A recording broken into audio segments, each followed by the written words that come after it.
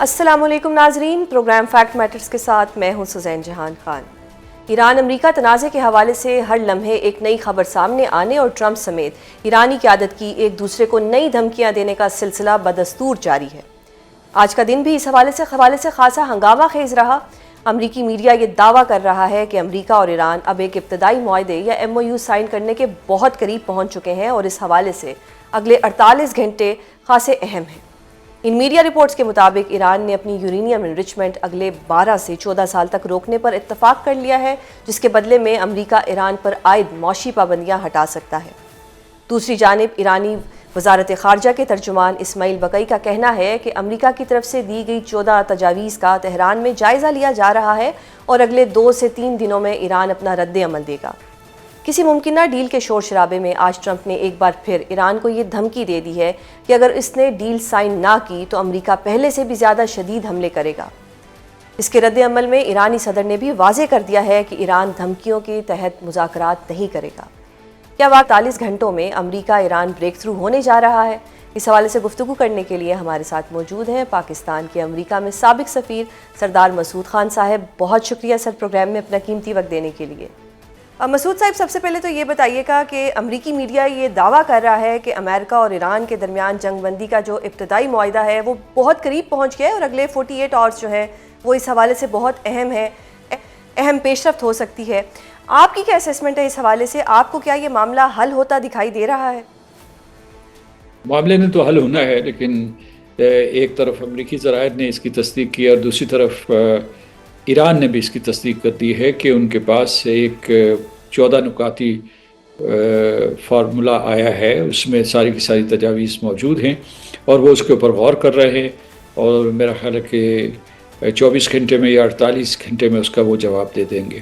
تو یہ بہت ہی مثبت پیش رفت ہے پاکستان کے نقطۂ نظر سے جو ثالث ہے، اس کے بعد جو علاقائی ریاستیں ہیں ان کے نقطۂ نظر سے اور بین الاقوامی برادری کے نقطۂ نظر سے۔ بالخصوص میں یہ کہوں گا کہ عالمی معیشت نے تھوڑا اطمینان کا سانس لیا ہے، اگرچہ صدر ٹرمپ کے ابھی بھی بہت سخت بیانات آ رہے ہیں، لیکن توقع یہ کی جا رہی ہے کہ یہ اس ڈرافٹ کے بعد ایران اور امریکہ کسی نقطہ اتفاق پہ پہنچ جائیں گے۔ اور سر یہ بھی بتائیے گا کہ ایک طرف جو US کے وزیر خارجہ ہیں مارکو روبیو، وہ یہ کہتے ہیں کہ ایران کے خلاف امریکہ کا جو آپریشن ایپک فیوری ہے وہ ختم ہو گیا ہے اور امن کو اب ترجیح دی جائے گی۔ آن دا ادر ہینڈ ٹرمپ صاحب جو ہیں وہ ایران کو دھمکیاں دیتے ہیں اور کہتے ہیں کہ اگر معاہدہ نہ کیا تو مزید شدت کے ساتھ حملوں کا سامنا کرنا پڑے گا۔ اس تضاد کو آپ کس طرح سے دیکھ رہے ہیں اور اس تضاد سے کیا سمجھ آ رہی ہے؟ میرا خیال ہے کہ وہ ایسا سوچ سمجھ کے کہہ رہے ہیں اور اس کے بعد اس کو گڈ کاپ بیڈ کاپ کے وہ کھیل رہے ہیں۔ یہ مطلب ہے کچھ جو ان کے جو صدر ٹرمپ ہیں وہ سخت بیانات دیتے ہیں، مارکو روبیو ویسے بھی روایتی طور پر زیادہ معتدل بیانات دیتے رہے ہیں، تو وہی سلسلہ جاری ہے۔ اور دوسرا یہ ہے کہ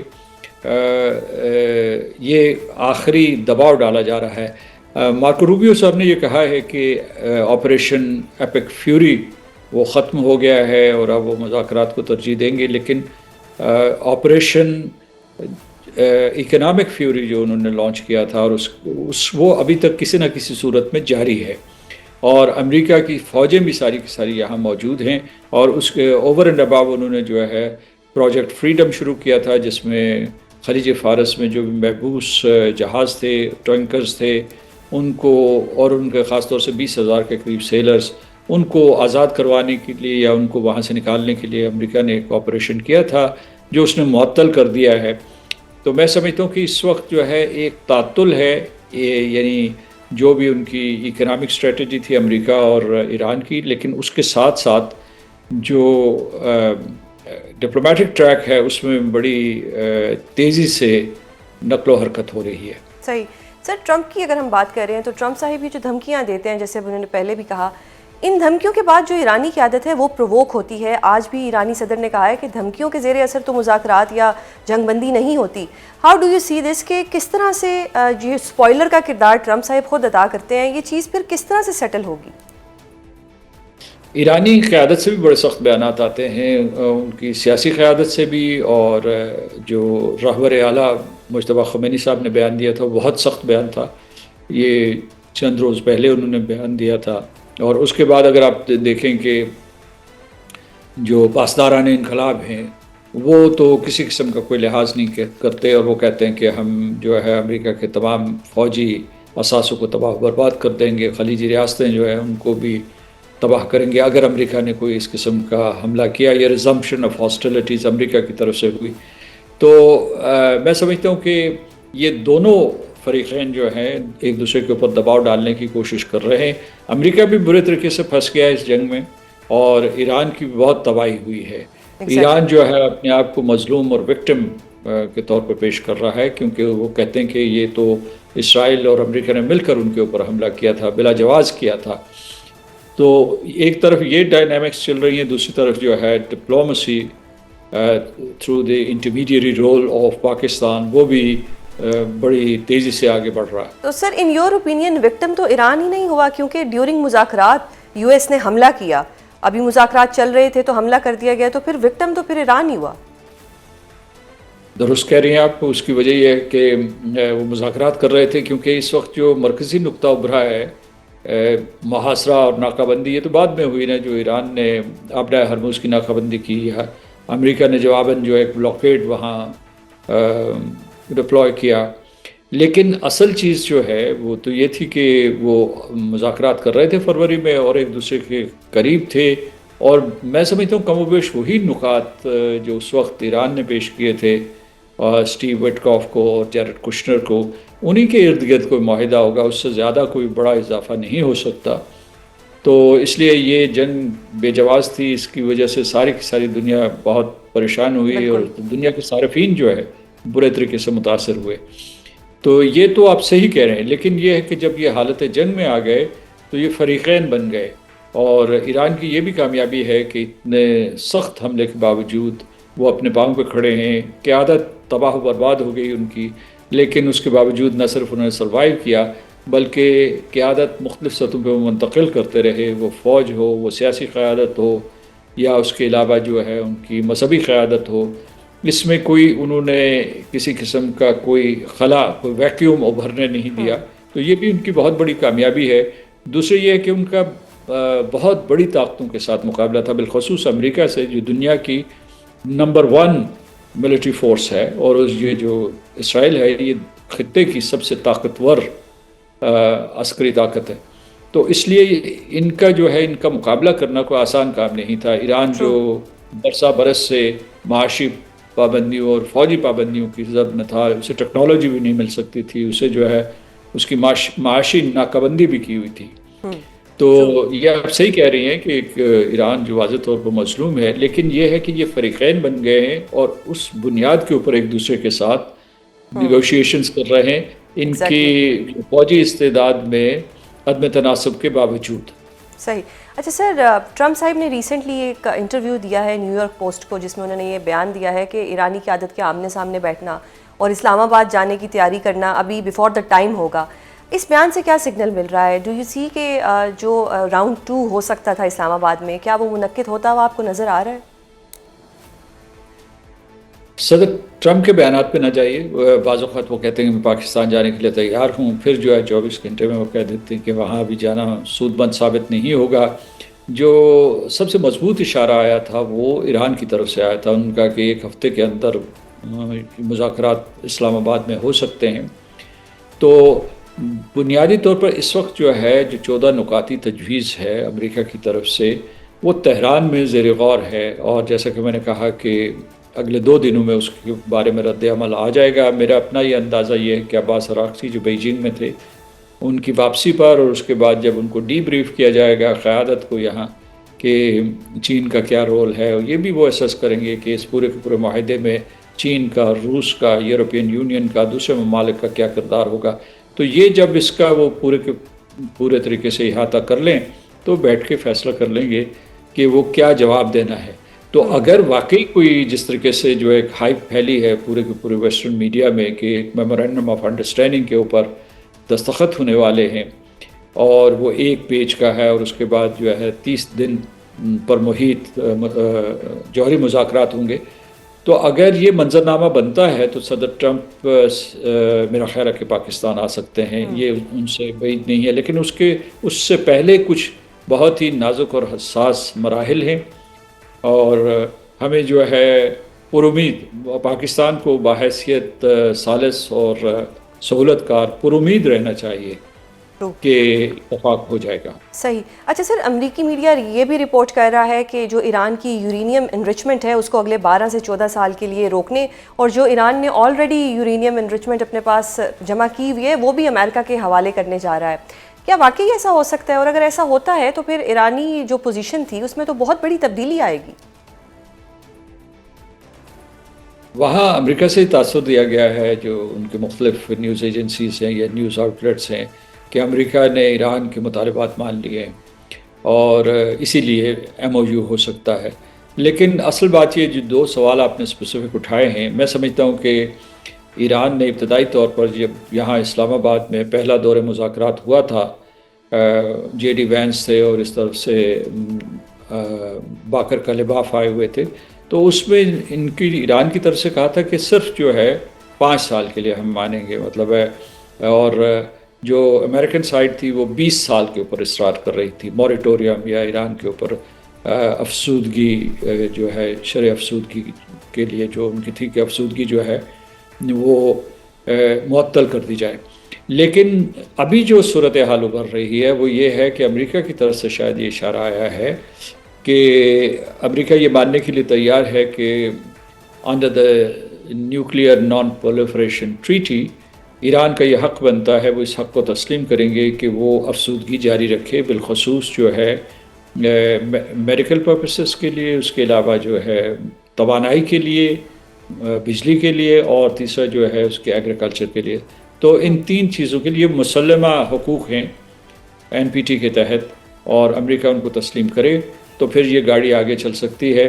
اس کے بعد جہاں رہا اس کی موریٹوریم کی مدت، تو وہ میں ضروری نہیں کہ وہ 10 سے 12 سال ہو، وہ شاید اس سے کم ہو اور کہیں درمیان میں اتفاق ہو جائے. اور اگر یہ وہی پیٹرن فالو کریں گے تو جو 2015 کا joint comprehensive plan of action تھا، تو ایک 10 سال کی ونڈو پاسبل ہے، فیزیبل ہے، لیکن اس میں ایران کا اتفاق کرنا بہت ضروری ہے. اب دوسرے میں آپ کو یہ بتاؤں کہ ایران نے قسم کھائی ہے اور بارہا انہوں نے یہ پیغام دیا ہے کہ وہ اپنے سٹاک پائلز امریکہ کے حوالے نہیں کریں گے. اب مجھے نہیں پتا کہ وہ محفوظ ہیں نہیں محفوظ، کیونکہ گزشتہ برس جو ہے امریکہ نے بڑی خطرناک بمباری کی تھی فردو میں، نتنز میں اور اصفہان میں، اور اس مرتبہ بھی اسرائیل نے ان کے نیوکلیئر پاور پلانٹس کے اوپر جو ہے مختلف جگہوں پہ، ادکان کے اوپر، ایک اور جگہ یلو کیکس، ہیوی واٹر، ان کے پلانٹس کے ارد گرد جو ہے انہوں نے حملے کیے. تو اگر وہ محفوظ ہیں تو ایک پیشکش جو ہے وہ روس کی طرف سے آئی ہے، صدر پوٹن کی طرف سے، کہ وہ ان اثاثوں کو اپنی تحویل میں لینے کے لیے تیار ہیں. یہ ایک راستہ نکل سکتا ہے بشرطے کہ ایران آمادہ ہو جائے. صحیح. اچھا سر، ایک اور اہم پیش رفت یہ بھی ہوئی ہے کہ ٹرمپ نے پاکستان اور دیگر ممالک کے کہنے پر ابنائے ہرمز میں پروجیکٹ فریڈم روک دیا ہے.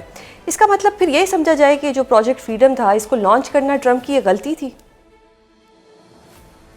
ان کا بنیادی مقصد یہ تھا کہ وہ دباؤ ڈالیں، لیکن میں آپ کو بتاتا ہوں کہ بہت سے جو ویسلز ہیں، یعنی جو کارگو شپس ہوں یا اس کے علاوہ آئل ٹینکرز ہیں، وہ ان حالات میں ایک ایسکورٹ کے ذریعے باہر نہیں جانا چاہتے یا اندر نہیں داخل ہونا چاہتے. اس کی وجہ یہ ہے کہ جو انڈر رائٹرز ہیں یا انشورنس کمپنیز ہیں وہ یہ رسک لینے کے لیے تیار نہیں ہیں، اور خود جو ہے سیلرز بھی جو اس کے لیے آمادہ نہیں ہوں گے، کیونکہ ان کی جان کو خطرہ ہوتا ہے. ایران نے یہ بھی کہا ہوا تھا کہ وہ ریٹیلیٹ کرے گا. کچھ جو ہے انہوں نے سلیکٹیولی کچھ بوٹس کو، کچھ ویسلز کو نشانہ بھی بنایا. تو اس سے یہ پروجیکٹ جو ہے یہ اسکلیشن بڑھا رہا تھا. یعنی مطلب امریکہ کا اگر یہ مقصد تھا کہ کسی طریقے سے وہ تیل کی ترسیل کو بحال کرے اور بین الاقوامی منڈیوں میں جو اتار چڑھاؤ ہے اس کو کسی طریقے سے ختم کرے، تو وہ تو مقصد حاصل ہوتا نظر نہیں آ رہا تھا، اور کشیدگی بڑھ رہی تھی. اور امریکہ اس وقت چاہتا ہے کہ کشیدگی کو کم کرے اور کسی طریقے سے کسی بھی صورت میں ایران کے ساتھ معاہدہ ہو جائے، خاص طور سے جو ایسا معاہدہ جسے وہ اپنے لوگوں کے سامنے فتح کے طور پر پیش کر سکیں. اور میں سمجھتا ہوں کہ ون ون معاہدہ یہ ہوگا کہ ایران بھی کوئی ایسا معاہدہ لے کے جائے نیگوشیٹنگ ٹیبل سے جو اپنے حکمرانوں کو اور اپنے جو ہے وہاں جو اعلیٰ قیادت ہے اور عوام کو یہ باور کروا سکے کہ ان کی جیت ہوئی ہے. بہت شکریہ سر پروگرام میں اپنا قیمتی وقت دینے کے لیے. ناظرین، آپ نے سنا کہ مسعود صاحب اپنا تجزیہ دے رہے تھے ایران امریکہ کانفلکٹ کے حوالے سے، مارکہ حق اور آپریشن بنیان المرصوص کے حوالے سے، کہ جس کو مکمل ہوئے 1 سال ہو گیا ہے. اس کو پاکستان کی حالیہ تاریخ کا ایک ڈیفائننگ مومنٹ بھی کہا جا رہا ہے. اس حوالے سے گفتگو کرنے کے لیے ہمارے ساتھ موجود ہیں دفاعی تجزیہ کار برگیڈیئر ریٹائرڈ راشد ولی. برگیڈیئر صاحب، سب سے پہلے تو یہ بتائیں کہ مارکہ حق کو آپ کتنا بڑا ڈیفائننگ مومنٹ سمجھتے ہیں اور اس سے خطے میں طاقت کے توازن میں کتنی بڑی تبدیلی آئی ہے؟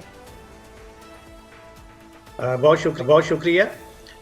دیکھیے، اس کو آپ جنگ کی جو ڈیوریشن ہے اس سے ذرا ہٹ کے دیکھیں تو یہ پاکستان کی جو عسکری تاریخ ہے اس میں 6 ستمبر 1965 کے بعد سے یہ ایک ہمارا نیا 6th of September مومنٹ ہے.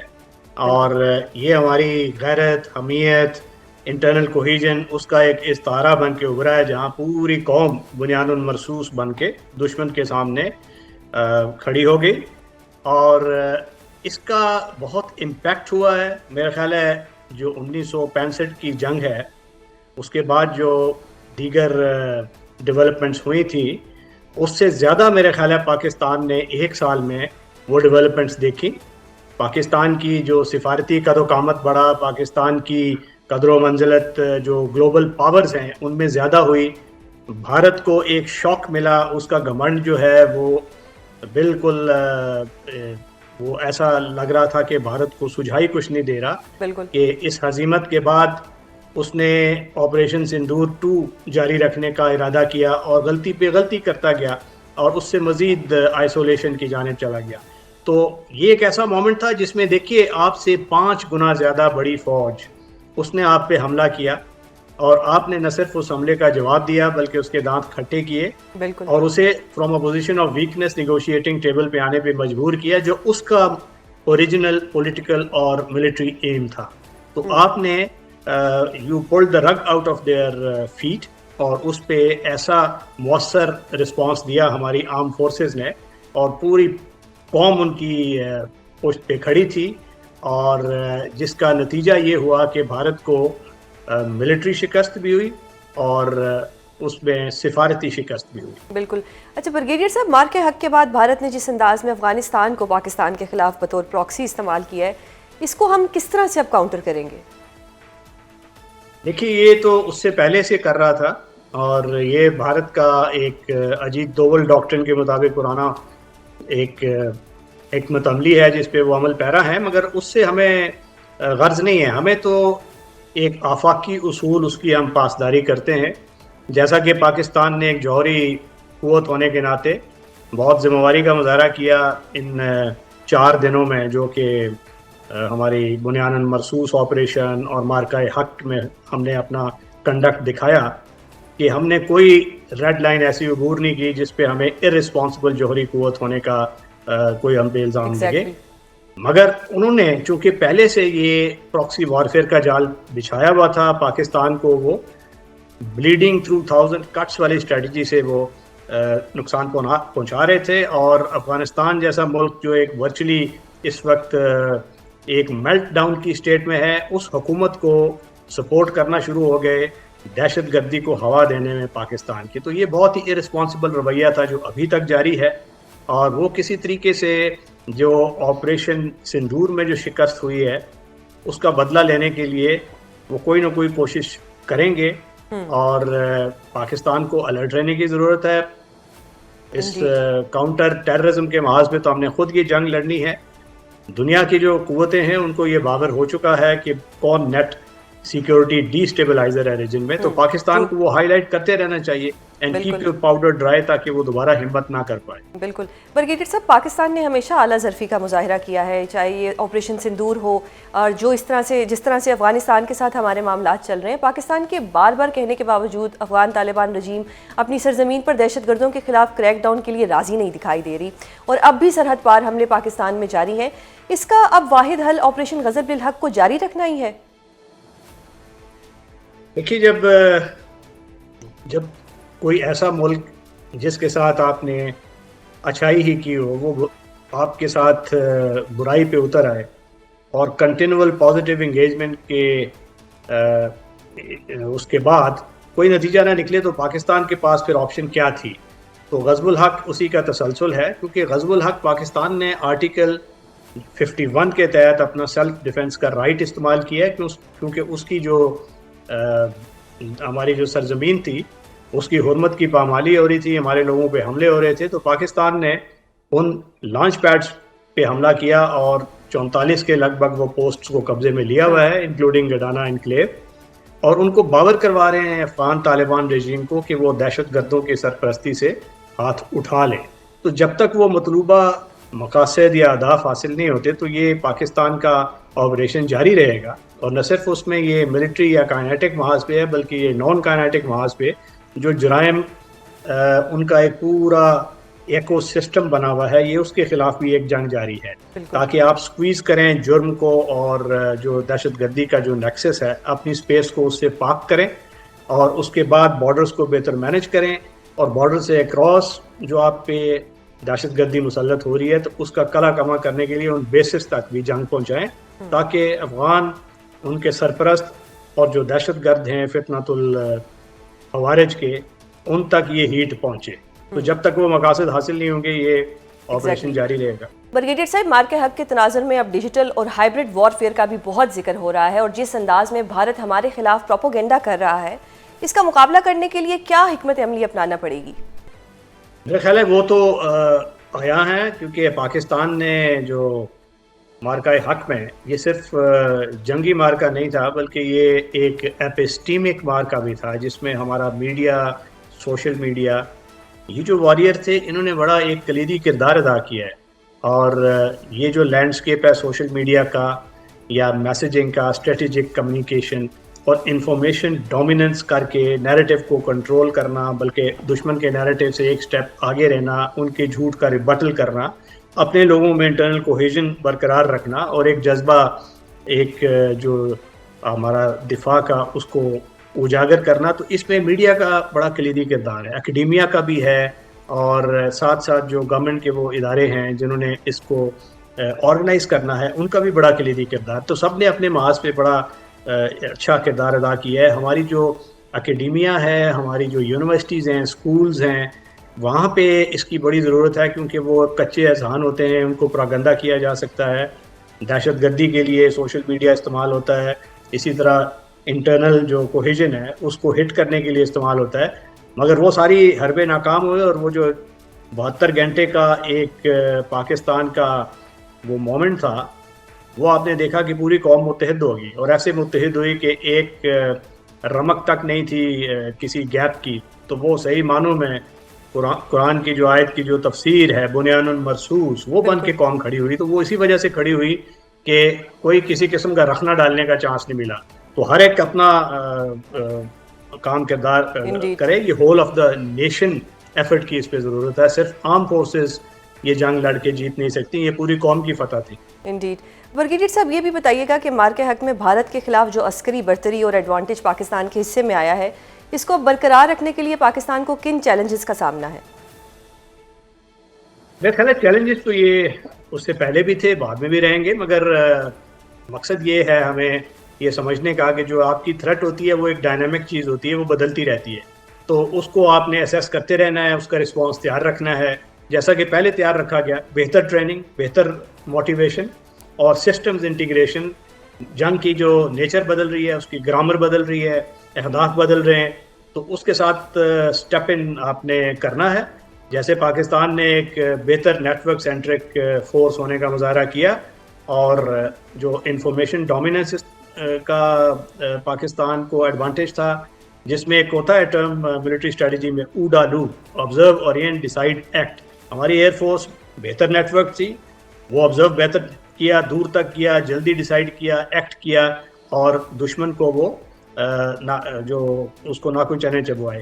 بالکل۔ بھارت کے ساتھ مسئلہ یہ تھا کہ اس کے پاس ہتھیار تو بہت تھے، مگر وہ بہتر طریقے سے انٹیگریٹڈ نہیں تھا، ان کی جو ایک ملٹی ڈومین انٹیگریشن ہے اس میں گیپس تھے، اور ٹریننگ بہتر نہیں تھی، مے بی موٹیویشن بھی بہتر نہ ہو، اور اس کا نتیجہ پھر جنگ میں سامنے آیا۔ تو پاکستان کو یہ اسٹیٹ آف ریڈینس یہ برقرار رکھنی ہے، اور اسی طریقے سے یہ مومنٹم ہم نے برقرار رکھنا ہے، اس پہ اسپینڈنگ بھی اگر کرنی پڑے تو it is worth its while. بہت شکریہ سر پروگرام میں اپنا قیمتی وقت دینے کے لیے. ناظرین، آپ نے سنا کہ بریگیڈیئر صاحب مارکہ حق کے حوالے سے اپنے خیالات کا اظہار کر رہے تھے. پروگرام میں بات ہوگی بشریٰ بی بی سے جیل رسائی کے لیے دائر کی گئی درخواست کی، جس میں آج اسلام آباد ہائی کورٹ نے بہت اہم ریمارکس دیے ہیں. اس حوالے سے گفتگو کرنے کے لیے ہمیں جوائن کیا ہے senior court reporter Saqib Bashir صاحب نے. بہت شکریہ سر پروگرام میں اپنا قیمتی وقت دینے کے لیے. سر یہ بتائیے گا کہ آج عدالت نے جو ریمارکس دیے ہیں، جس میں بشریٰ بی بی کی ملاقات کے لیے ایک پٹیشن دائر کی گئی تھی، اور ریمارکس اس میں یہ آئے عدالت کی طرف سے کہ اگر جیل سپرنٹینڈنٹ ذاتی حیثیت میں اگلی پیشی پر پیش نہ ہوا تو ان کو اریسٹ کر لیا جائے گا. یہ سارا معاملہ کتنا سنگین ہے، اور آخر عدالت نے اتنا ایکسٹریم سٹیپ کیوں لیا اور اتنے ایکسٹریم ریمارکس کیوں دیے؟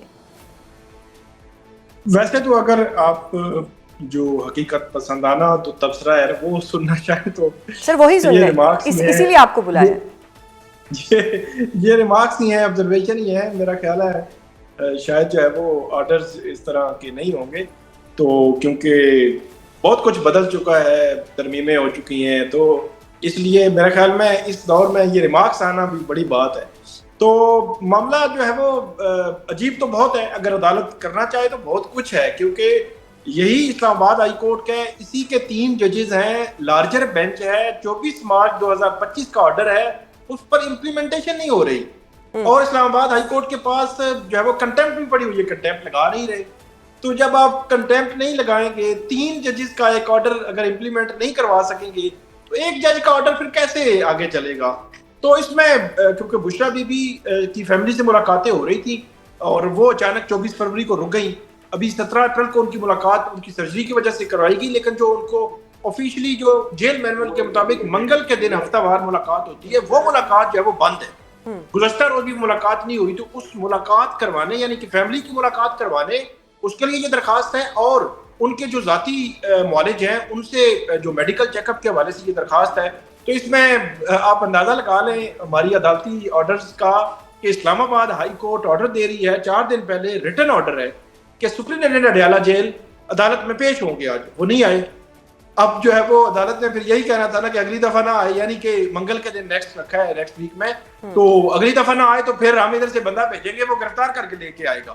تو اگرچہ ایڈوکیٹ جنرل اسلام آباد جو نوید ایاز ملک پہلی دفعہ ہی آئے ہیں، آج پہلی دفعہ پیش ہوئے ہیں، نئے بنے ہیں، تو انہوں نے ٹائم مانگا، انہوں نے کہا ہو جائے گا جی، کوئی مسئلہ نہیں ہے. تو انہوں نے کہا ملاقاتیں بھی ہو رہی ہیں، ایمرجنسی بھی نہیں ہے. میرا سوال بھی آپ سے یہی تھا کہ وہ کہتے ہیں میں ریکارڈ بھی پیش کر دوں گا ملاقاتوں کا، فیملی کہتی ہے ملاقاتیں نہیں ہو رہی، درخواست دائر کرنا پڑ گئی ہے. تو کون سچ بول رہا ہے، کون جھوٹ بول رہا ہے؟ کیونکہ وہ تو ایڈوکیٹ جنرل صاحب تو کہتے ہیں میں تو ریکارڈ لے آؤں گا. اگر وہ ریکارڈ لے آتے ہیں اور ایز پر ہز ریکارڈ ملاقاتیں ہوئی ہیں، پھر تو یہ پٹیشن ڈسپوز آف ہو جائے گی. نہیں، وہ اس میں جب ایک فریق کہہ رہا ہے کہ ملاقاتیں ہو رہی ہیں، ایک فریق کہہ رہا ہے نہیں ہو رہی، تو ہم ایز اے میڈیا پرسن ایک انڈیپینڈنٹ آبزرور ہے نا، ہم بتا دیتے ہیں فیکٹس کیا ہیں. تو فیکٹس یہی ہیں کہ 24 فروری کو جو فیملی کی ملاقاتیں ہوتی تھی منگل کے دن بشریٰ بی بی کے ساتھ، وہ نہیں ہو رہی. 24 فروری کو اچانک بند ہو گئی، اور اس کے پیچھے ایک وجہ تھی کہ جو عمران خان صاحب سے ملاقاتیں بند تھیں تو وہ انڈائریکٹلی پیغام آ رہے تھے باہر. تو انہوں نے کہا یہ بھی بند کریں جی، عمران خان سے تو بیان آنے ہی نہیں چاہیے باہر بیان. تو 24 فروری کو وہ بند ہوئی تھی. اس کے بعد سے لے کر آج تک وہ تقریباً جب میرے خیال میں فروری مارچ اپریل جب گزر چکا ہے تو 2.5 ماہ ہو گئے، تو وہ ملاقاتیں بند ہیں. یہ حقیقت ہے، کوئی ریکارڈ چارٹ نہیں ہے. ہاں، 17 اپریل کی ملاقات کیوں کروائی گئی؟ وہ سلمان صفدر صاحب نے بھی بتایا تھا ہائی کورٹ کو کہ مجھے کال آئی کہ ایمرجنسی ہے، ایمرجنسی ایک سچویشن بن گئی ہے اڈیالہ جیل میں، اور آپ جو ہے وہ فیملی کو بھی کہیں اور آپ بھی آئیں. اور انہوں نے کہا جی ہم پھر پہنچے، اگلے دن پہنچ گئے، صبح 9 بجے فیملی پہنچ گئی. تو بتایا یہ گیا کہ پچھلی رات کو بشریٰ بی بی کی سرجری ہوئی ہے، دائیں آنکھ کی ان کی مسئلہ بن گیا تھا جب وہ اچانک، تو سرجری کرانا پڑی اور ان کو ایمرجنسی شفا جو ہے لایا گیا. تو وہ 17 اپریل کو اس سینس میں ملاقات ہوئی تھی کہ سرجری ہوئی ہے تازہ. تو وگرنہ منگل کی ملاقاتیں بند ہیں ان کی. یہ حقیقت ہے، کوئی ریکارڈ چارٹ نہیں ہے. ایڈوکیٹ جنرل صاحح نئے آئے ہیں تو وہ اچھا سر، یہ تو بشریٰ بی بی والا ایشو ہے، شاید پی ٹی آئی اس کو اتنا سیریس نہیں لیتی. اب خان صاحب کی جو مین کیسز ہیں اس کی بات کرتے ہیں. 7 مئی کو اسلام آباد ہائی کورٹ میں مین اپیل سنی تھی 190 ملین پاؤنڈ کیسز کی، جس میں سلمان صفدر صاحب نے درخواست دی ہے کہ کیونکہ ان کو اپنے کلائنٹ سے انسٹرکشنز نہیں ملی ہوئی، اس لیے وہ کلائنٹ سے پہلے ملنا چاہتے ہیں، انسٹرکشن لینا چاہتے ہیں. ڈو یو تھنک کہ ان کی ملاقات کروا دی جائے گی؟ اور یہ جو ہدایت لینا بہت ضروری ہے، کیا کیا سلمان صفدر صاحب کی تیاری اتنی اچھی نہیں ہے؟ انہوں نے کیا انسٹرکشن لینی ہے؟ کیونکہ بڑی مشکل سے خان صاحب کا کیس لگتا ہے، اور اگر لگ گیا ہے تو پھر اس پہ کیا انسٹرکشنز لینی ہے اب؟ نہیں، انسٹرکشنز تو آپ کو پتہ ہے، سمپلی جو کلائنٹ اور وکیل کا ایک تعلق ہوتا ہے وہ اس میں 100 قسم کی اسٹریٹجی ہوتی ہے کہ ہم نے اس کیس کو کیسے لے کر چلنا ہے، اور وہ ہر پیشی سے پہلے اور ہر پیشی کے بعد وہ ملاقات ہونا ضروری ہوتا ہے. جو میں نے آپ کی شروع میں بات کی کہ عدالت نے کہہ دیا جی ہم تو گرفتار کروا دیں گے، حالت یہ ہے کہ اس سے ورسٹ سینیریو نہیں ہو سکتا. ایک بندہ قید ہے جیل میں اور وہاں پہ اس کو اپنے وکیل سے ایکسیس نہیں دی جا رہی، اور اس کا اپنا وکیل بار بار اس کو ہائی کورٹ میں آ کر بتانا پڑتا ہے، جس طرح سلمان صفدر نے آج درخواست دائر کی ہے. انہوں نے کہا کہ اڈیالہ جیل کے حکام مجھے اپنے کلائنٹ سے انسٹرکشنز لینے کے لیے ملنے نہیں دے رہے.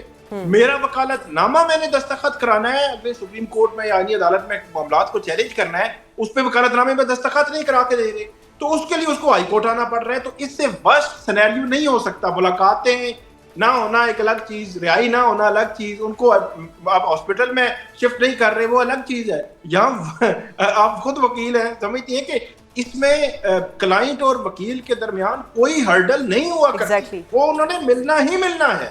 تو ان کو عدالت کیوں آنا پڑ رہا ہے؟ یہ تو سخت ایکشن اور سخت آرڈر عدالت کو کرنا چاہیے کہ اسلام آباد ہائی کورٹ کی جورسڈکشن میں یا چیف جسٹس اسلام آباد ہائی کورٹ کی جو جورسڈکشن ہے ان میں ایک قیدی جو ہے ان کے ماتحت جیل میں پڑا ہوا ہے اور اس سے وہ وکیل کو ایکسیس ہی نہیں دیتے سپرنٹینڈنٹ اڈیالہ جیل. اس کا مطلب یہ ہے کہ سپرنٹینڈنٹ اڈیالہ جیل بہت ہی پاورفل ہیں، جو ہے وہ عدالتی آرڈرز کو بھی نہیں دیکھتے. بہت شکریہ سر پروگرام میں اپنا قیمتی وقت دینے کے لیے. ناظرین، ثاقب صاحب آج اسلام آباد ہائی کورٹ میں ہونے والی سماعت کا احوال سنا رہے تھے. آج کے پروگرام میں اتنا ہی. کل آپ سے دوبارہ ملاقات ہوگی. اپنا بہت خیال رکھیے گا. اللہ حافظ.